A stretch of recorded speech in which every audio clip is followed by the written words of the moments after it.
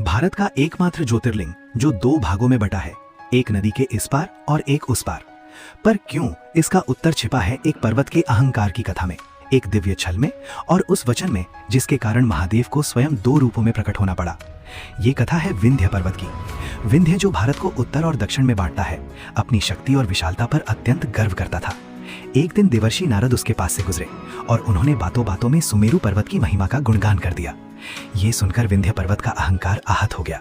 उसने सुमेरु से भी महान बनने की ठान ली और महानता का एक ही मार्ग था, महादेव की तपस्या।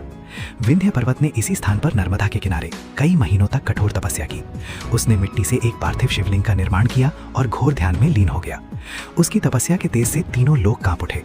अंत में भोलेनाथ प्रकट हुए। महादेव ने प्रसन्न होकर विंध्य से वरदान मांगने को कहा। विंध्य ने वरदान में बुद्धि और अपने लक्ष्य को पूरा करने की शक्ति मांगी। महादेव ने तथास्तु कहा। पर तभी वहां अन्य देवता और आर्षिगण प्रकट हो गए। उन्होंने महादेव से प्रार्थना की, हे प्रभु, यदि विंध्य और ऊंचा हो गया तो ये सूर्य और चंद्रमा का मार्ग रोक देगा, जिससे सृष्टि का संतुलन बिगड़ जाएगा। कृपा करके आप यहीं निवास करें। उनकी प्रार्थना सुनकर महादेव ने एक लीला रची। वे उस स्थान पर ज्योति रूप में स्थित होने के लिए मान गए। पर उसी क्षण जिस एक शिवलिंग की विंध्य पूजा कर रहा था, वो दो भागों में विभक्त हो गया।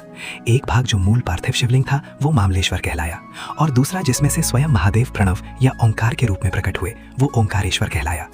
आज भी नर्मदा नदी के दक्षिणी तट पर मामलेश्वर है और नदी के ओम आकार के द्वीप पर ओंकारेश्वर है। दोनों को मिलाकर ही एक ज्योतिर्लिंग की यात्रा पूरी होती है।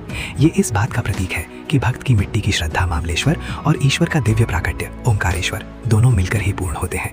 उस ओंकार स्वरूप महादेव के सम्मान में जो अहंकार को भी भक्ति का मार्ग बना देते हैं। कमेंट्स में जय ओंकारेश्वर महादेव अवश्य लिखें और लाइक करो, सब्सक्राइब करो।